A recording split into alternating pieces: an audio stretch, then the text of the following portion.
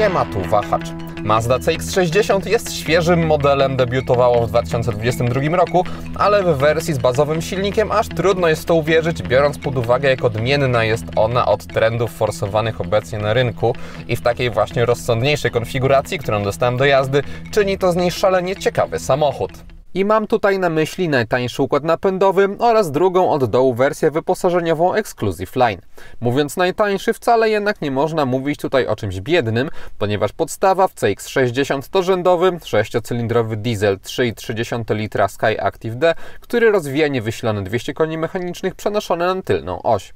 Już ten sam fakt sprawia, że testowana Mazda to prawdziwy rynkowy unikat, ponieważ w chwili obecnej od tak dużych jednostek napędowych producenci odchodzą i 200 koni kojarzy się raczej z silnikiem maksymalnie dwulitrowym. Tutaj mamy zupełnie inne podejście, a też dla chętnych producent przygotował wzmocniony wariant mający 254 konie mechaniczne, mający też napęd na wszystkie koła i kosztujący o 20 000 złotych więcej. Na szczycie cennika jest hybryda plug-in wymagająca dopłaty kolejnych 17 000 złotych, oparta o benzynę 2,5 litra i rozwijający 327 koni mechanicznych, ale na tym filmie skupmy się na dieslu, bo jest o czym mówić. Zacznijmy od dynamiki. Tak samochód przyspiesza od 0 do setki.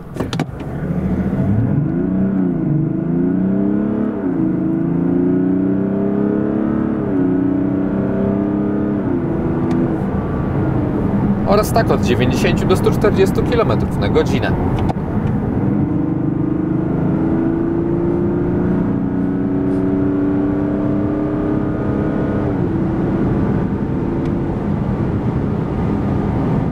Osiągi są tutaj konkretne i zwłaszcza po przełączeniu się w tryb sportowy poczuć można ostrzejszą reakcję, która na normalu jest trochę upłynniona, ale wciąż pozwalająca na bezpieczne podróżowanie i przyznam, że odczuwalnie dałbym temu samochodowi trochę większą moc niż sugerują dane katalogowe.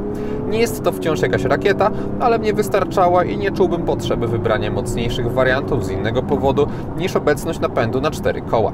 Na taki odbiór dynamiki testowanej Mazdy wpływa charakterystyka silnika, ponieważ przez pojemność i ilość cylindrów używalny zakres obrotów zaczyna się od lekko ponad 1000 i właściwie obojętnie kiedy wciśnie się gaz, to auto nie jest ospałe. Przyspieszając o najniższych obrotach słyszy się jedynie mniej wygładzony dieslowy klekot, ale od około 1500 obrotów już on znika, a zbliżając się do 2000 pojawia się coraz lepsze brzmienie, którego nie zapewni żaden mniejszy czterocylindrowiec. Trudno jest to dokładnie opisać czy oddać na filmie, ale duże silniki generalnie zapewniają bardziej aksamitny, powiedzmy dostojny styl pracy i jak wkręca się je na obroty, przyjemnie ryczą i po prostu czuje się, że pod maską pracuje coś konkretniejszego i unikalnego i tutaj ten efekt też jest osiągnięty.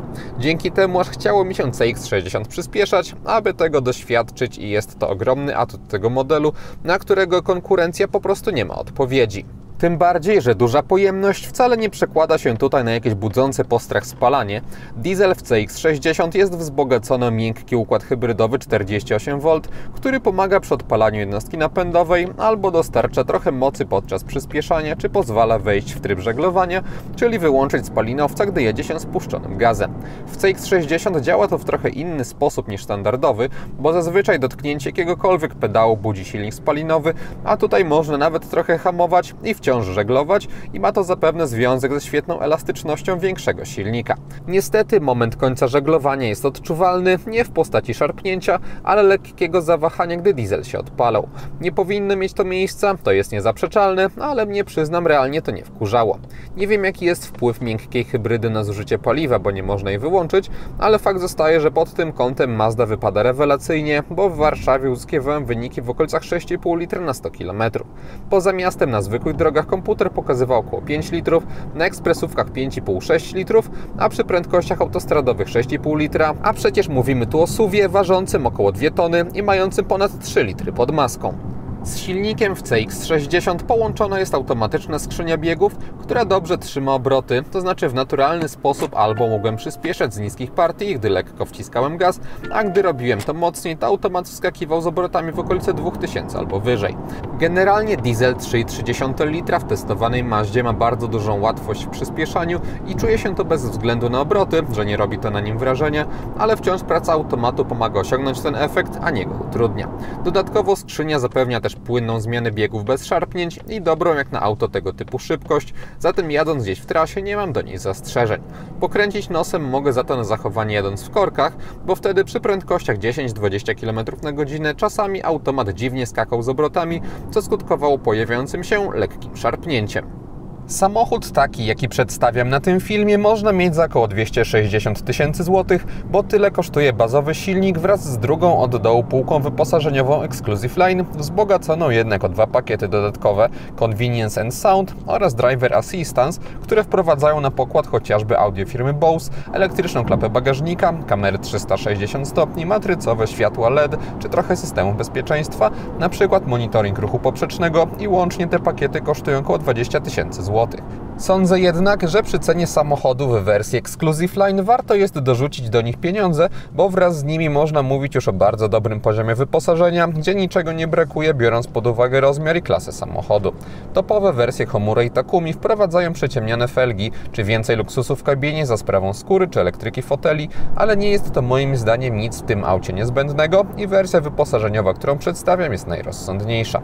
Chociaż też przyznam, że samochody testowe rozpieściły mnie w tej kwestii i gdy zobaczyłem materiałowe fotele, poczułem się trochę dziwnie.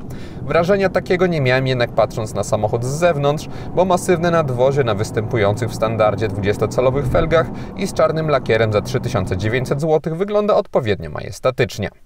Mazda nie wprowadzała tutaj jakichś fundamentalnych zmian w stylistyce, ale inspirowała się swoimi dotychczasowymi SUV-ami, przy okazji trochę podostrzając wygląd przodu, co odbyło się z korzyścią dla wyglądu CX-60. Osobiście lubię Mazdę za ich filozofię projektowania nazwaną Kodo z dosyć prostymi, ale dopracowanymi liniami, gdzie zamiast jakichś ostrych kształtów mamy na przykład w testowanym modelu niby lekkie przetłoczenie na drzwiach, w których jednak w ciekawy sposób odbija się otoczenie. Takie zabiegi tworzą według mnie bardzo ładny efekt końcowy, który też powinien dobrze opierać się upływowi czasu. CX-60 skonfigurowaną podobnie jak testówka, tylko z napędem na 4 koła dorwać można też w leasingu operacyjnym z ratą wynoszącą 3369 zł przy 4-letnim jego okresie, 20% wpłacie własnej i 30% wykupie końcowym i tyle samochód kosztuje w ofercie partnera Wahacz TV, czyli firmy Carlis Polska. Biorąc u nich Mazdę albo jakiś inny model, dla widzów kanału przygotowany jest fajny bonus w postaci darmowego podstawienia auta pod wskazany adres. Wystarczy w polu uwagi, składając zamówienie, wpisać Wahacz Free. Link i instrukcje wrzuciłem w opisie filmu. Jak ktoś szuka nowego auta, to warto Carlis Polska sprawdzić. Drugim wyróżnikiem Mazdy CX-60 jest wnętrze, ale nie w kwestii designerskiej, a sposobu obsługi. Jeśli chodzi o wygląd, to producent przygotował spójny z tym, co spotkać można w innych modelach marki Projekt, który jest dosyć stonowany, ale moim zdaniem ładny i schludny i pasujący też do dużego auta. Przechodząc już do wspominanego sposobu obsługi, to na tunelu środkowym spotkać można w CX-60 coś praktycznie niespotykanego już u konkurencji, to znaczy fizyczne pokrętło można je wychylać, obracać, też wciskać. Są przyciski do najważniejszych modułów. Wokół niego jest też niewielkie pokrętło bonusowe do sterowania systemem audio i przyznam, że jest to naprawdę wygodna rzecz. Znaczy, jak chce się niektóre operacje zrobić bez specjalnego poświęcania uwagi, to korzystając z tego pokrętła można to zrobić zdecydowanie wygodniej niż celując w jakieś ikonki na ekranie dotykowym. No i warto brać poprawkę, że mówię to z perspektywy osoby mającej ten samochód tylko na kilka dni. Jeśli ktoś użytkowałby testowaną Mazdę długoterminowo, no to automatyzmy związane ze sterowaniem pokrętłem byłyby jeszcze silniejsze u takiej osoby i byłoby jeszcze lepiej. Naprawdę świetne rozwiązanie. Szkoda, że praktycznie już niespotykane u innych producentów. Oprogramowanie systemu inforozrywki dobrze zostało dostrojone do sposobu obsługi, ponieważ właściwie we wszystkich miejscach mamy listy przewijane góra-dół. To przewijanie odbywa się poprzez obrót pokrętła, dzięki czemu jest to bardzo spójne i obojętnie w które menu się wejdzie, w jakąś kategorię, to wiadomo jak się po niej poruszać. Dzięki temu, że ekran ma 12 cali, to wszystko dobrze widać, chociażby można sobie mapę umieścić i jakąś jeszcze dodatkową informację z prawej strony, chociażby systemu audio. Ustawienia też są wygodnie zaprezentowane, dzięki temu, że można obsługiwać to wszystko pokrętłem, to nie ma problemów, aby całkiem sporo rzeczy sobie tutaj zmieniać, a jest ich dużo. Są też takie niestandardowe i pożyteczne moim zdaniem rzeczy, jak na przykład możliwość ustawienia, jaki widok ma się odpalać po wrzuceniu wstecznego biegu i odpaleniu kamer. To mi się bardzo podoba, ponieważ niektórzy producenci to wymuszają. Tutaj wszystko Nawet takie detale można sobie poustawiać. Bardzo intuicyjne rozwiązanie. 12 cali mają również elektroniczne zegary i w przypadku widać, że Mazda chciała po prostu przenieść takie fizyczne tarcze w cyfrowe środowisko i nie jestem tego akurat fanem, ponieważ można modyfikować tylko to, co będzie z prawej strony i to w takim ograniczonym zakresie, jak teraz widzicie. Jedyną właściwie taką realnie przydatną informacją jest średnie spalanie. Można sobie też komputery podróżne przy pomocy przycisku z lewej strony zegarów zmieniać, czy też resetować, no ale jest to moim zdaniem jak na 12 cali za mało. W wygląd zegarów ingerować można jeszcze w jeden sposób, to znaczy ustawiając na nich widok z systemu Active Sense skupiający różnych asystentów bezpieczeństwa. W ciekawy sposób wtedy na zegarach prezentowane są pojazdy znajdujące się wokół naszego samochodu, co nie jest zdecydowanie czymś niezbędnym podczas jazdy, ale obserwacja tych ruszających się kwadratów jest po prostu fajna. Przy tak biednej funkcjonalności elektronicznych zegarów nie ma co się dziwić, że tylko jeden oddelegowany do ich obsługi przycisk jest wystarczający. W sąsiedztwie mamy odbiór, odrzucanie połączeń, obsługę systemu audio, jest to bardzo wygodnie, wszystko zaprojektowane, tak samo jak sterowanie aktywnym tempomatem z prawej strony.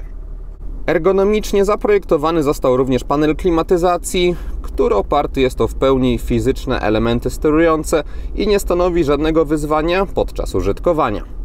Pewne zastrzeżenia mam za to do tego, że na pokładzie mamy wyłącznie porty USB-C, jedno czy dwa w standardzie A by się przydało. Tym bardziej, że gniazda są aż 4, dwa z przodu, dwa z tyłu. Z tyłu jest też 220V.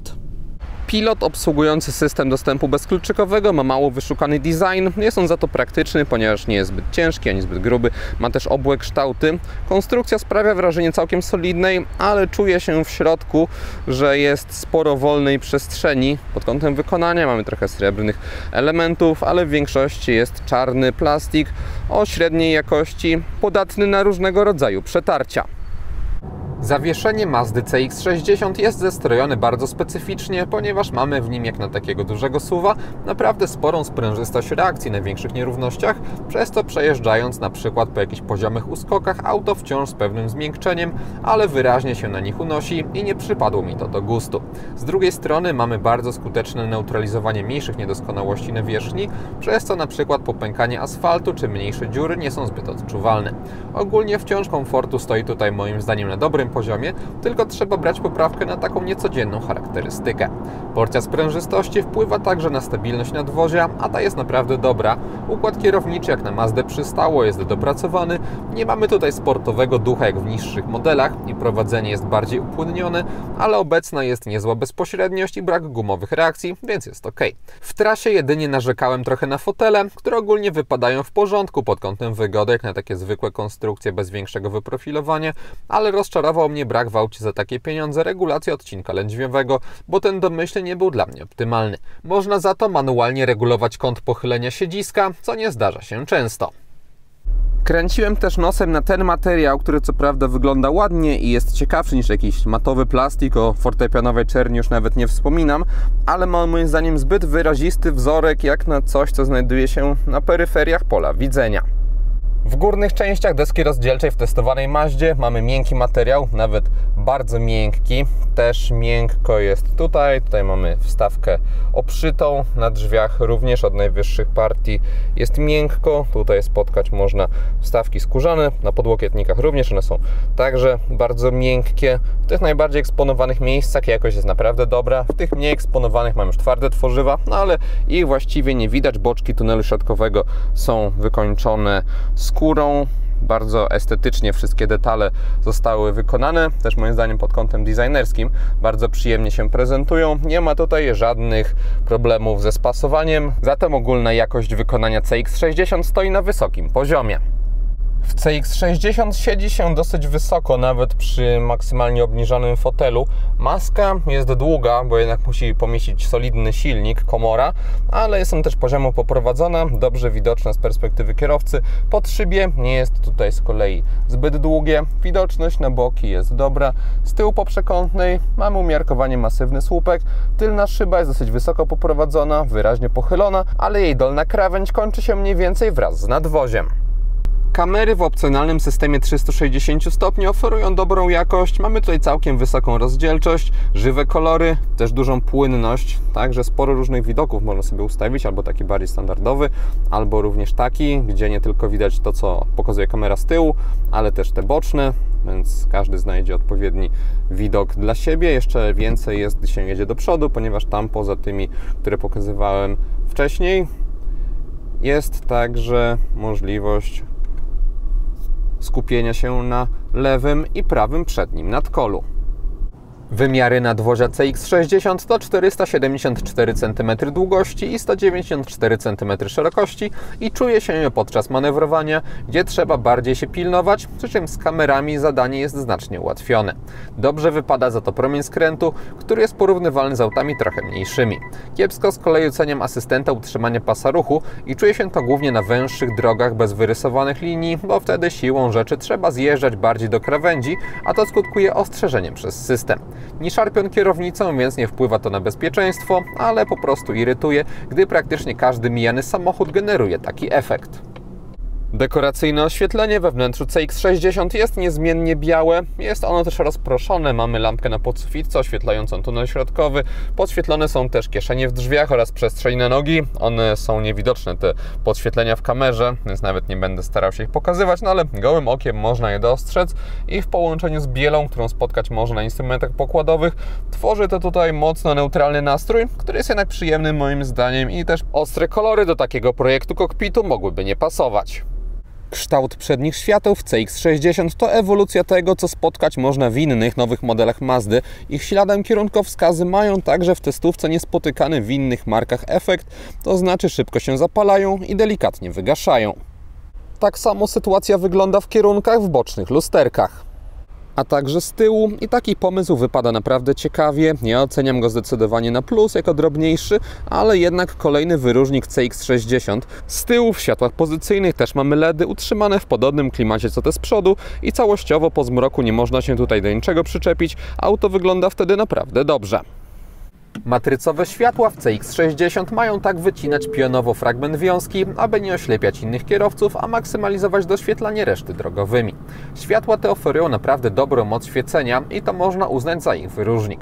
Również precyzja stoi na dobrym poziomie, bo tunel wycinany jest sprawnie i widać czasami, jak poszczególne strefy pracują, więc trochę ich jest.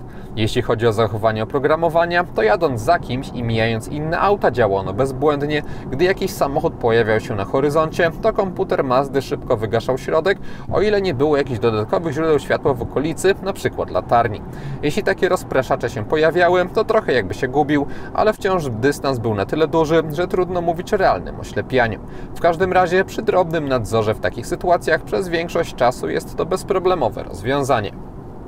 Z tyłu, gdy ustawiam przedni fotel pod siebie i siadam za sobą, to na nogi mam taki, nie jakiś ogromny, ale bezpieczny zapas wolnej przestrzeni. Nad głową też odpowiedni margines jest zachowany, ponieważ nawet przy konkretnym wyprostowaniu się mniej więcej tyle dzieli mnie od podsufitki. Tunel środkowy w testowanym modelu jest w bardzo niewielkim stopniu wystający. Tylna kanapa prezentuje się tak, doczekała się ona rozkładanego podłokietnika. Bagażnik w XC60 ma 570 litrów pojemności, dostajemy tutaj niezbyt wysoki próg załadunkowy, duży otwór, a także regularne kształty. Z prawej strony w kufrze znaleźć można gniazdo 12V, z lewej z kolei mamy niewielką kieszeń w nadkolu. Z obu stron są też dźwignie, ale co ciekawe, z lewej strony jest ona podwójna, ponieważ kanapa nie składa się tak jak zazwyczaj 40-60%, tylko można niezależnie złożyć też środek, czyli mamy tutaj 40%, 20%, tak na oko mniej więcej i kolejne 40%. W testowanym egzemplarzu znalazła się taka gumowa mata, pod nią mamy już zwykłą, właściwą podłogę i tam jest miejsce na zestaw naprawczy oraz element systemu audio firmy Beats. Maksymalne zdolności ładunkowe samochodu to 1726 litrów. Po złożeniu drugiego rzędu siedzeń uzyskać można z grubsza płaską podłogę, jedynie oparcia lekko się unoszą. Podsumowując, Mazda CX-60 to samochód, który wygląda trochę jak wyciągnięty z alternatywnej rzeczywistości i przyznam, że mi się ona podoba. To znaczy, tak duży diesel gwarantuje wrażenie lepsze niż małe i wysilone jednostki napędowe w innych markach, a jednocześnie pali niewiele i nawet jakieś wyszukane układy hybrydowe w tym obszarze muszą uznać jego wyższość. Mamy też tutaj sposób obsługi, który pozwala na wykonywanie większej ilości rzeczy bez poświęcania temu dużo uwagi względem rozwiązań dotykowych. Dodając do tego udane właściwości jezdne i poczucie dobrego dopracowania całości, dostaje się auto, którym wręcz trzeba się zainteresować, myśląc o większym SUV-ie. I to wszystko, co przygotowałem o CX-60. Dziękuję za uwagę i mam nadzieję, że test się podobał. Jeśli tak było, zachęcam do dania mu łapki w górę. Będzie mi z tego powodu bardzo miło. Zainteresowanym przypominam o Carlis Polska i ich ofercie. Jeśli ktoś nie ma, to zapraszam również do subskrypcji kanału, ponieważ kolejne materiały na Wahacz TV pojawią się wkrótce. Na razie!